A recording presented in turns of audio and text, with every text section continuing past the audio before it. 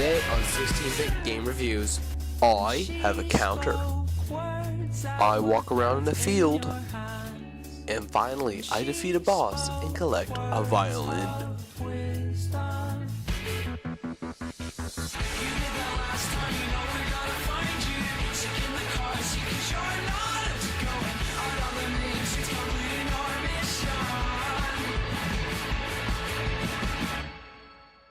Hello and welcome. Today I'm going to be doing a review of my first Game Boy game and the first Zelda game I've ever played. The Legend of Zelda Link's Awakening DX for the Game Boy Color.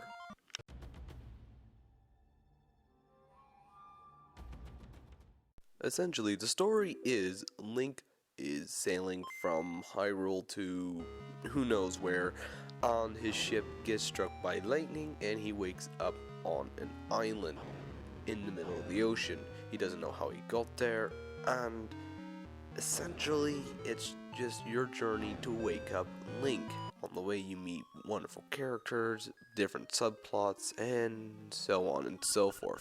It is a brilliant story with an amazing twist, and just play it, it's wonderful.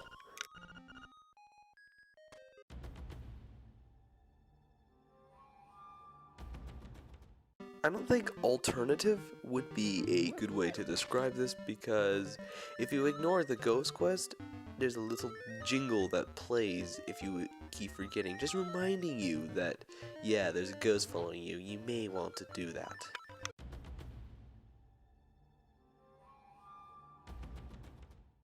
For a Game Boy game, or a Game Boy Color game, the graphics are beautiful.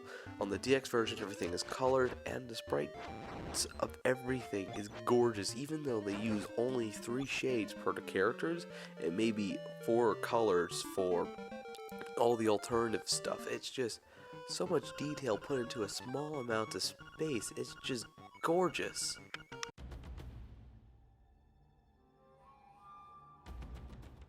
The music in Link's Awakening is, in my opinion, some of the best soundtracks in the Zelda game series.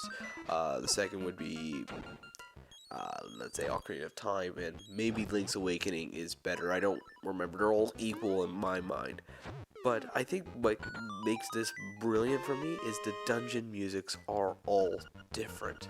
I mean, the level 3 music is different from the level 4's music, and I believe level 3's music is probably my favorite, just how dynamic and terrifying it can actually be.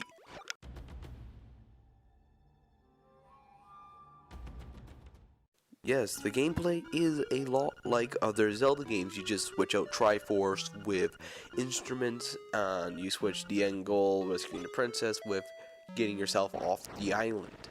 It is all very well and good, and you still have the fact that you're going to every dungeon, you're collecting more and more items, making Link more and more powerful till he is just a walking tank, which can take all sorts of damage, and nothing can defeat him except for the final boss, which, at least in this game, is quite easy.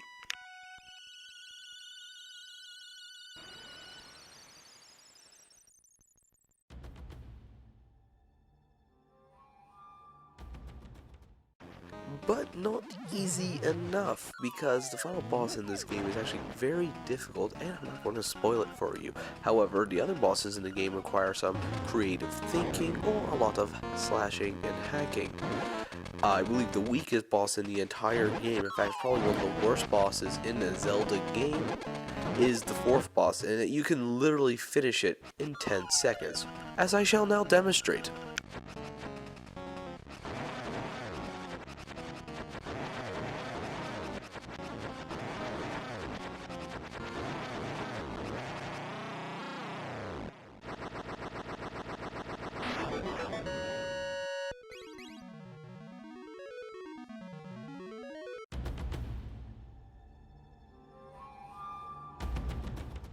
Let me just put it to you in this sense. This is one of the first Zelda games I've ever played. and I still like it. I didn't get frustrated with the controls that I can remember. And you know what? It taught me how to play Zelda games. It taught me how to play the majority of Nintendo games, because the Game Boy Color was my first portable system made by Nintendo. In fact, it was my first Nintendo system I've ever owned. And because of this game, it taught me how to play on a Nintendo, not a computer, not a Sony. It taught me how to play Nintendo.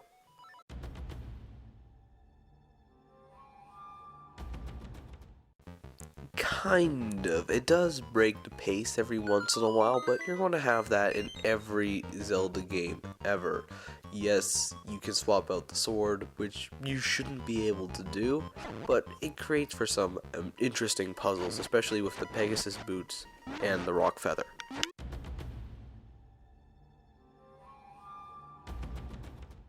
Oh yes, is this game ever worth buying? If you do not have this game into your collection, you cannot properly say you're a Zelda fan. And it's not very hard to actually have it in your collection. It's not that expensive as a Zelda game for the Game Boy, and it's available on the eShop, so if you have a 3DS or a 2DS, you can get this game as the DX version, which is the better version. I would not recommend the original black and white version. Yes, it's the same, but the DX version has an extra dungeon, and it's in color, and overall, it just looks better. Anyways, thank you for watching. You can buy this game on our store at 16-bit video game stores on the eBays. Links in the description. Also check out our website, 16bitvideogamestorereview.com, which is also in the description, and it's a long, confusing title, so don't bother putting it into the URL. Just Google it if you forget.